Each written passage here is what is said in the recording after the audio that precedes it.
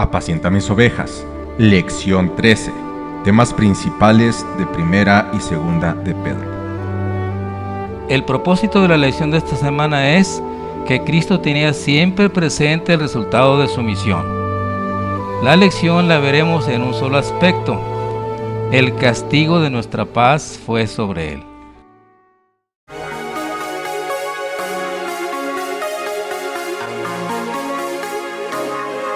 Frecuencia cristiana.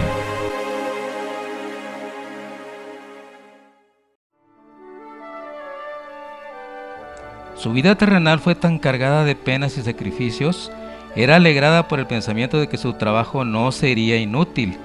Dando su vida por la vida de los hombres, iba a restaurar en la humanidad la imagen de Dios. Iba a levantarnos del polvo, a reformar nuestro carácter conforme al suyo y embellecerlo con su gloria.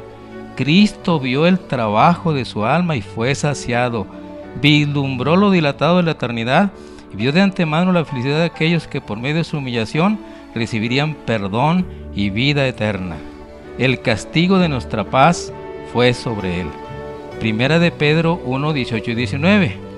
Sabiendo que fuiste rescatados de vuestra vana manera de vivir, la cual recibiste de vuestros padres, no con cosas corruptibles como oro o plata, sino con la sangre preciosa de Cristo como de un cordero, sin mancha y sin contaminación. Y como vinieron al lugar que se llama de la calavera, le crucificaron ahí. Para santificar al pueblo con su propia sangre, Cristo padeció fuera de la puerta. Por la transgresión de la ley de Dios, Adán y Eva fueron desterrados del Edén. Cristo, nuestro sustituto, iba a sufrir fuera de los límites de Jerusalén. Murió fuera de la puerta, donde eran ejecutados los criminales y homicidas. Rebosan de significado las palabras: Cristo nos redimió de la maldición de la ley, hecho por nosotros maldición. Una vasta multitud siguió a Jesús del pretorio hasta el Calvario. Las nuevas de su condena se habían difundido por toda Jerusalén. Ya acudieron al lugar de su ejecución personas de todas clases y jerarquías. Los sacerdotes y príncipes se habían comprometido a no molestar a los seguidores de Cristo si Él les era entregado. Así que los discípulos y creyentes de la ciudad y región circundante pudieron unirse a la muchedumbre que seguía al Salvador. Al cruzar Jesús la puerta del atrio del tribunal de Pilato, la cruz que había sido preparada para Barrabás fue puesta sobre sus hombros magullados y ensangrentados. Dos compañeros de Barrabás iban a sufrir la suerte del mismo, al mismo tiempo que Jesús, y se pusieron también cruces sobre ellos. La carga del Salvador era demasiado pesada para él en su condición débil y doliente. Desde la cena de Pascua que tomara con sus discípulos, no había ingerido alimento ni bebida. En el huerto de Getsemaní había agonizado en el conflicto con los ángeles malignos. Había soportado la angustia de la entrega y había visto a sus discípulos abandonarle y huir. Había sido llevado a Anás, luego a Caifás, después a Pilato. De Pilato había sido enviado a Herodes, luego de nuevo a Pilato.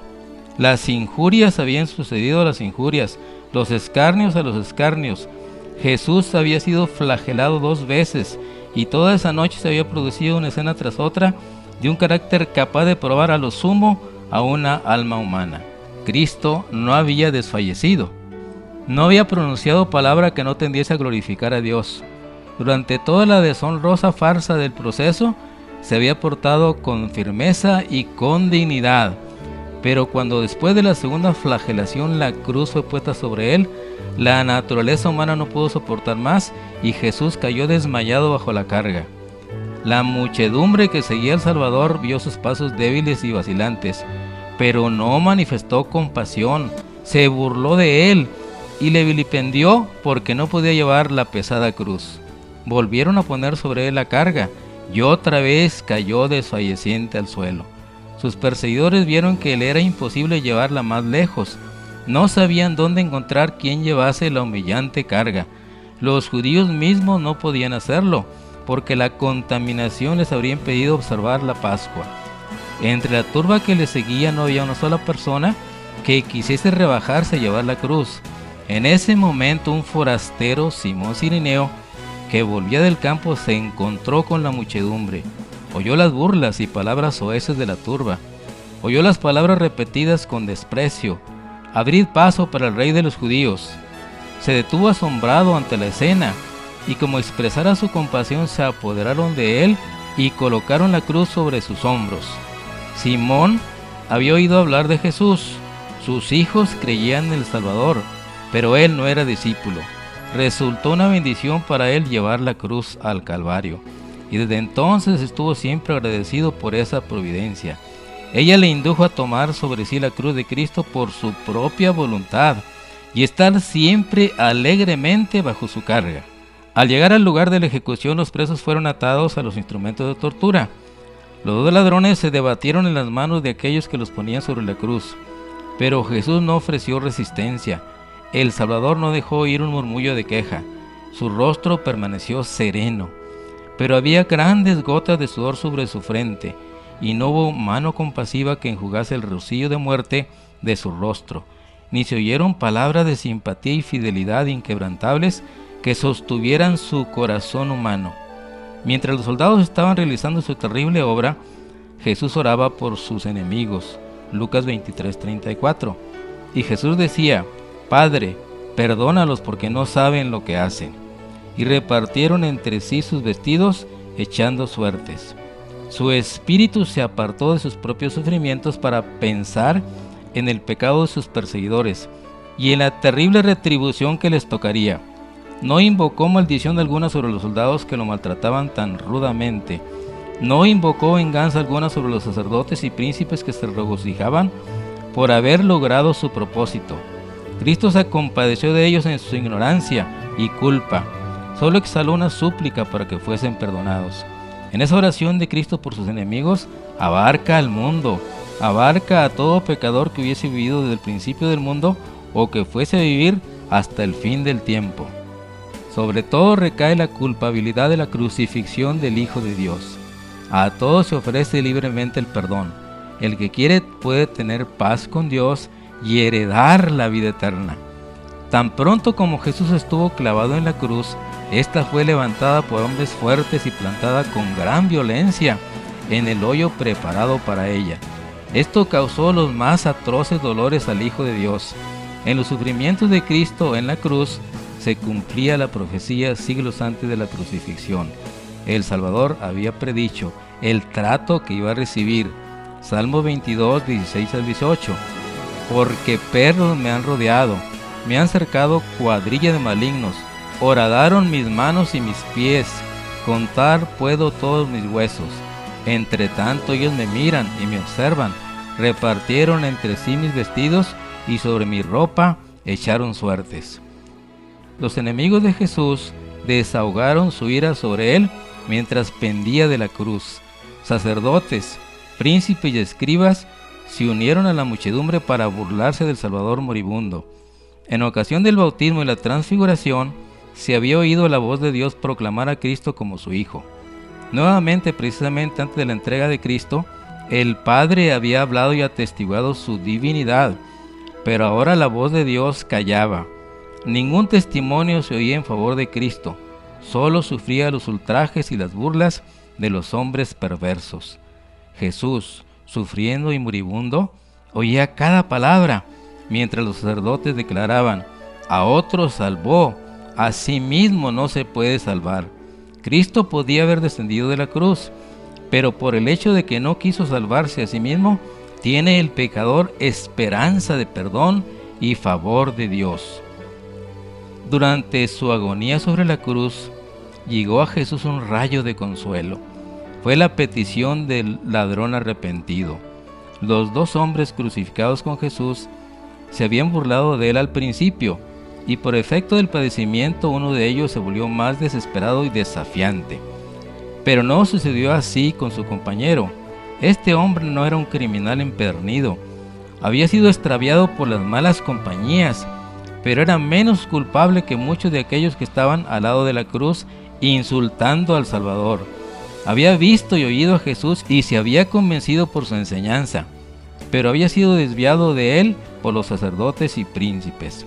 Procurando ahogar su convicción, se había hundido más y más en el pecado, hasta que fue arrestado, juzgado como criminal y condenado a morir en la cruz. Entre los que pasaban, oía a muchos que defendían a Jesús. Les oía repetir sus palabras y hablar de sus obras. Penetró de nuevo en su corazón la convicción de que era el Cristo. Volviéndose a su compañero culpable, dijo, Lucas 23, 40 al 42. Respondiendo el otro le reprendió diciendo, ¿ni aún tú temes a Dios estando en la misma condenación? Nosotros la verdad justamente padecemos, porque recibimos lo que merecieron nuestros hechos, pero éste ningún mal hizo. Y dijo a Jesús, acuérdate de mí cuando vengas en tu reino. Prestamente llegó la respuesta. El tono era suave y melodioso, y las palabras llenas de amor, compasión y poder. De cierto te digo hoy, estarás conmigo en el paraíso. Durante largas horas de agonía, el vilipendio y el escarnio habían herido los oídos de Jesús. Mientras pendía en la cruz, subía hacia él el ruido de las burlas y las maldiciones. Con corazón adelante había escuchado para oír alguna expresión de fe de parte de los discípulos. Cuánto agradecimiento sintió entonces el Salvador por la expresión de fe y amor que oyó del ladrón moribundo. Mientras pronunciaba las palabras de promesa, la oscura nube que parecía rodear la cruz fue atravesada por una luz viva y brillante. El ladrón arrepentido sintió la perfecta paz de la aceptación de Dios. En su humillación, Cristo fue glorificado. El que ante otros ojos parecía vencido, era el vencedor. Fue reconocido como expiador del pecado. Los hombres pueden ejercer poder sobre su cuerpo humano, pueden herir sus santas sienes con la corona de espinas, pero no pueden quitarle su poder de perdonar pecados. Con asombro, los ángeles contemplaron el amor infinito de Jesús, quien sufriendo la más intensa agonía mental y corporal, pensó solamente en los demás y animó al alma penitente a creer. El Señor de Gloria estaba muriendo en rescate por la familia humana. Al entregar su preciosa vida, Cristo no fue sostenido por un gozo triunfante. Todo era lobreguez opresiva. No era el temor de la muerte lo que le agobiaba. No era el dolor ni la ignominia de la cruz lo que le causaba agonía inefable. Cristo era el príncipe de los dolientes, pero su sufrimiento provenía del sentimiento de la malignidad del pecado, del conocimiento de que por la familiaridad con el mal, el hombre se había vuelto ciego a su enormidad. Cristo vio cuán terrible es el dominio del pecado sobre el corazón humano y cuán pocos estarían dispuestos a liberarse de su poder. Sabía que sin la ayuda de Dios, la humanidad tendría que perecer, y vio a las multitudes perecer teniendo a su alcance ayuda abundante. La culpabilidad de cada descendiente de Adán abrumó su corazón. La ira de Dios contra el pecado, la terrible manifestación de su desagrado por causa de la iniquidad, llenó de consternación el alma de su Hijo. Con fieras tentaciones, Satanás torturaba el corazón de Jesús. El Salvador no podía ver a través de los portales de la tumba. La esperanza no le presentaba su salida del sepulcro como vencedor, ni le hablaba de la aceptación de su sacrificio por el Padre. Temía que el pecado fuese tan ofensivo para Dios que su separación resultase eterna. Sintió la angustia que el pecador sentirá cuando la misericordia no interceda más por la raza culpable. El sentido del pecado que atraía la ira de Dios sobre él como sustituto del hombre fue lo que hizo tan amarga la copa que bebía el Hijo de Dios y quebró su corazón. Con asombro los ángeles presenciaron la desesperada agonía del Salvador. Las huestes del cielo velaron sus rostros para no ver ese terrible espectáculo. Lucas 23, 44.